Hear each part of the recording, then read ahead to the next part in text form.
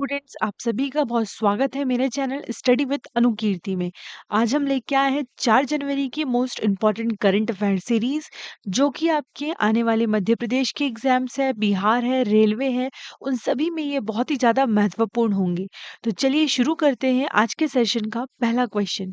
पहला टॉपिक जो है कोप 30। कोप 30 का मतलब होता है कॉन्फ्रेंस ऑफ द पार्टीज। ये 30th एनुअल कॉन्फ्रेंस है जो कि हर साल होता है। इस साल 2025 नवंबर में ये हुआ है और कहाँ पर हुआ है? ये बेलम ब्राजील में हुआ है।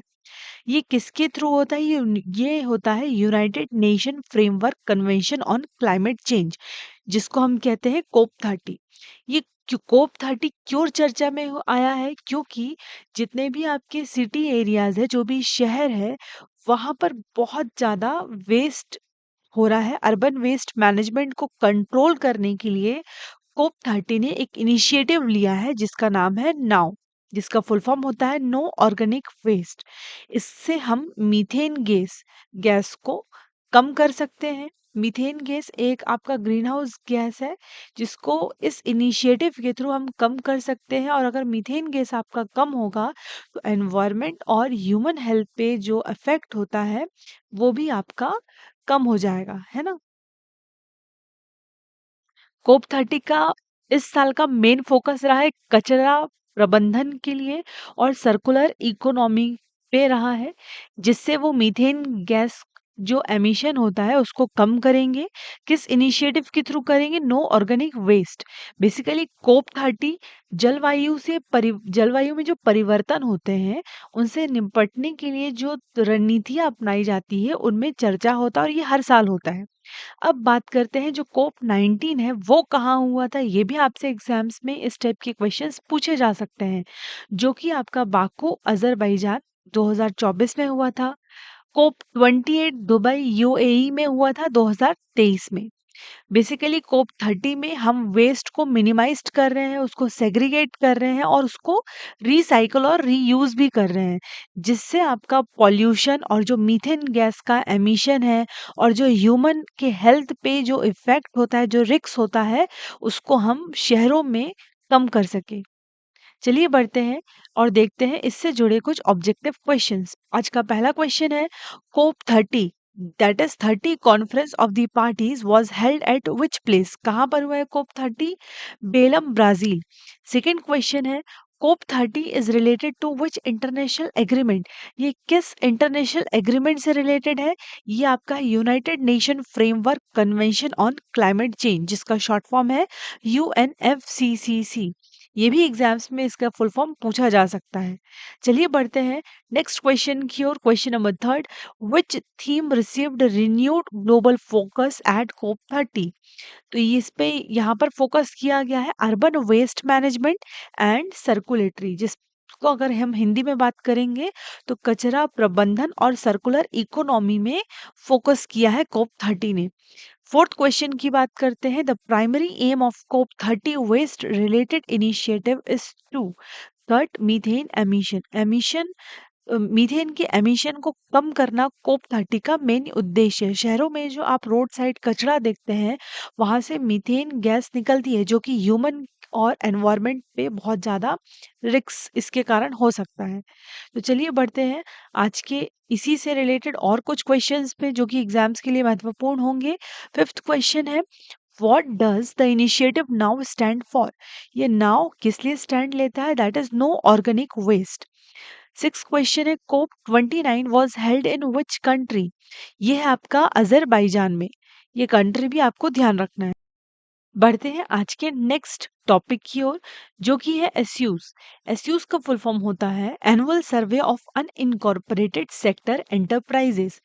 बेसिकली इसका काम है कंप्रहेंसिव डेटा को कलेक्ट करना इंडिया के वाइटल इनकॉर्पोरेटेड सेक्टर से, अनइनकॉर्पोरेटेड सेक्टर से डेटा को कलेक्ट करना। बट उससे पहले हम जानते हैं कि अनइनकॉर्पोरेटेड सेक्टर क्या होता है। तो बेसिकली ये एक स्मॉल बिजनेस और कुछ स्मॉल एंटरप्राइजेस होते हैं जो कि अपने ओनर से इलीगली सेपरेट होते हैं और ये बहुत ही लिमिटेड रिसोर्स में, बहुत ही फ्यूअर रेगुलेशन में अपना मैन्युफैक्चरिंग करते हैं, अपना ट्रेड करते हैं और जो भी इनको सर्विस ये जिस पे भी हैं वो प्रोवाइड करते हैं। ये लीगली तो सेपरेट नहीं होते ओनर से, बट ये काम तो कर रहे हैं, तो इसीलिए ये बहुत ही इम्पोर्टेंट रोल प्ले करते हैं एम्प्लॉयमेंट में, ये बहुत ही इम्पोर्टेंट रोल प्ले करते हैं इंडिया के जीडीपी में। तो इसीलिए एसयूज एनुअल सर्वे निकाला है किसका, अनइनकॉर्पोरेटेड सेक्टर एंटरप्राइजेस का। अब बात करते हैं किसको कवर करेगा, non agriculture business in manufacturing trade and other services.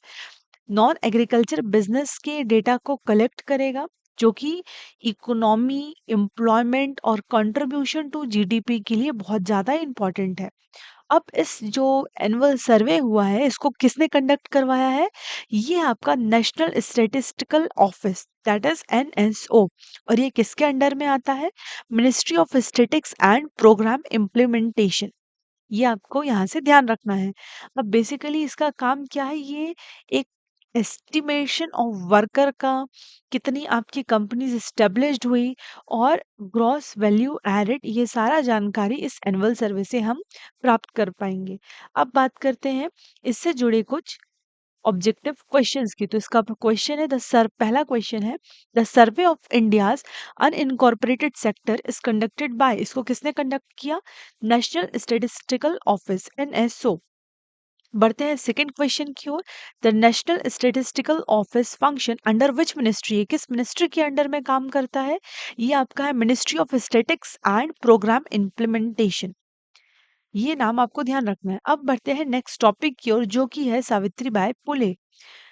जो सावित्रीबाई फुले हैं ये इंडिया की फर्स्ट टीचर, फीमेल टीचर है और अभी हाल में पीएम श्री नरेंद्र मोदी जी ने सावित्रीबाई फुले के बर्थ एनिवर्सरी जो कि 3 जनवरी को आता है उनको ट्रिब्यूट दिया है। और उन्होंने जितने एजुकेशन सेक्टर में, खासकर फीमेल एजुकेशन सेक्टर में, इक्वालिटी में जो उन्होंने सोशल ट्रांसफॉर्मेशन लाया है इंडिया में, उनको उस चीज के लिए ट्रिब्यूट दिया है। किन्होंने दिया है, पीएम श्री नरेंद्र मोदी जी ने।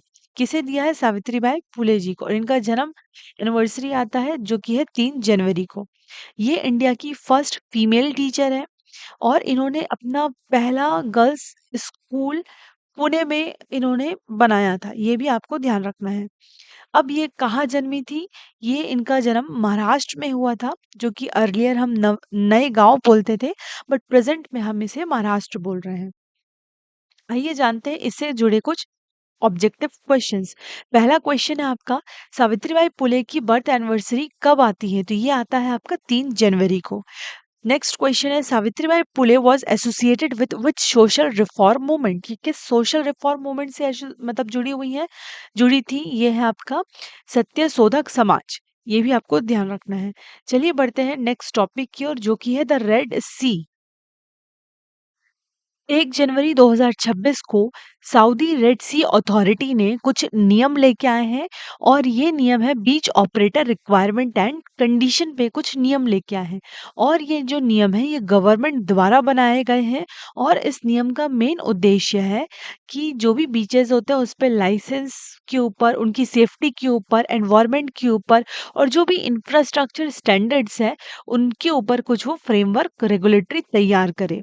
और ये जो जिन्होंने ये नियम बनाया वो किसके थ्रू बना है, सऊदी रेड सी अथॉरिटी। और ये नियम कब बना है, 1 जनवरी 2026। जो रेड सी है वो स्विस इजिप्ट से बाबा अल मंडेब स्ट्रेट तक जाती है जो कि मेडिटेरियन को अरेबियन सी से गल्फ ऑफ एडान के थ्रू कनेक्ट करती है। ठीक है, ये आपको ध्यान रखना है। अब देखते हैं इससे जुड़े कुछ important current affairs, objective question, current affairs से रिलेटेड ऑब्जेक्टिव क्वेश्चन। जो पहला क्वेश्चन है आपका, which of the following expect are covered under the SRSA beach. SRSA beach का फुल फॉर्म अभी हमने देखा, सऊदी रेड सी अथॉरिटी, है ना, ये भी आपसे पूछा जा सकता है। तो कौन कौन से इस पे एस्पेक्ट्स आते हैं, SRSA beach operator regulatory framework, पहला है licence standards, safety norms, environmental protection, infrastructure requirement. तो इनमें से ये चारों ही चीजें उस रेगुलेटरी फ्रेमवर्क में आ रहा है जो सरकार द्वारा वहां पर नियम बनाए गए हैं बीचेस के लिए, ये आपका 1, 2, 3, 4 ऑल दी अबव होगा। अब बढ़ते हैं नेक्स्ट क्वेश्चन की ओर। The Bab al Mandeb strait connect the Red Sea to which water body? यहाँ पर बाबा अल मंडेब स्ट्रेट किस रेड सी को किसके थ्रू कनेक्ट करता है? तो Arabian Sea via Gulf of Aden. अब देखते हैं यहाँ पर थोड़ी सी थ्योरी इसकी। द बाबा अल मंडेब जो स्ट्रेट है वो रेड सी को गल्फ ऑफ एडान से कनेक्ट करता है, जो कि कहाँ पर ओपन होता है? आपका अरेबियन सी में, जो कि आपका इंडियन ओशियन का ही पार्ट है।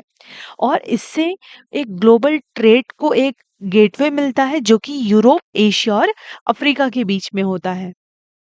अब बात कर रहे हैं नेक्स्ट टॉपिक की, जो कि है आपका Vishnugarh Pipalkoti hydroelectric project. Vishnugarh Pipalkoti hydroelectric project ये आपका उत्तराखंड में है। और ये जो हाइड्रो इलेक्ट्रिक प्रोजेक्ट है ये आपका अलकनंदा रिवर पे बना हुआ है। और ये कितने मेगावाट का हाइड्रो इलेक्ट्रिक प्रोजेक्ट है? ये आपका 444 मेगावाट का हाइड्रो इलेक्ट्रिक प्रोजेक्ट है। व- वहां पर ये क्यों न्यूज में रहा है हाल में? क्योंकि उस जो टनल है इसके अंदर, वहां पर जो 60 लोग वहां पर इंज्योर्ड हो गए हैं इस हाइड्रो इलेक्ट्रिक प्रोजेक्ट के पास जो टनल है। इसीलिए ये जो हाइड्रो इलेक्ट्रिसिटी प्रोजेक्ट है ये चर्चा में रहा है। ध्यान रखना है, ये अलकनंदा रिवर के ऊपर है और ये उत्तराखंड में है। और इसे THDC इंडिया लिमिटेड ने बनाया है, जिसे पहले तहरी हाइड्रो डेवलपमेंट कॉरपोरेशन लिमिटेड बोला जाता था। और इसको वर्ल्ड बैंक ने लोन फाइनेंस किया है $648 मिलियन का। अब देखते हैं इससे जुड़े कुछ ऑब्जेक्टिव क्वेश्चंस। पहला है आपका, the Vishnugad Pipalkoti hydroelectric project has a total installed capacity that is 444 megawatt. VPHEP is located on which river? अभी हमने पढ़ा है अलकनंदा रिवर पे ये प्रोजेक्ट बना हुआ है। बढ़ते हैं नेक्स्ट क्वेश्चन की ओर, जो कि है the Vishnugad Pipalkoti project is situated in which Indian state? ये किस इंडियन स्टेट में ये हाइड्रो इलेक्ट्रिक प्रोजेक्ट सिचुएटेड है? जो कि है आपका उत्तराखंड में। फोर्थ क्वेश्चन देखते हैं, which organisation is developing the Vishnugad Pipalkoti hydroelectric project? किसने बनाया है इस प्रोजेक्ट को? वो है आपका THDC, ये इंडिया लिमिटेड। ये भी आपको ध्यान रखना है ये नेम। बढ़ते हैं इससे कुछ और करंट अफेयर्स, जो कि है आपका हेडक्वार्टर ऑफ वर्ल्ड बैंक कहाँ पर सिचुएटेड है? वॉशिंगटन DC में। और वर्ल्ड बैंक के अभी करंट में प्रेसिडेंट कौन है? वो है आपके अजय बांगा। ये नेम आपको ध्यान रखना है। Thank you so much. जो नए हैं वो सब्सक्राइब कीजिएगा और वीडियो अगर अच्छी लगे तो लाइक कीजिएगा। Thank you.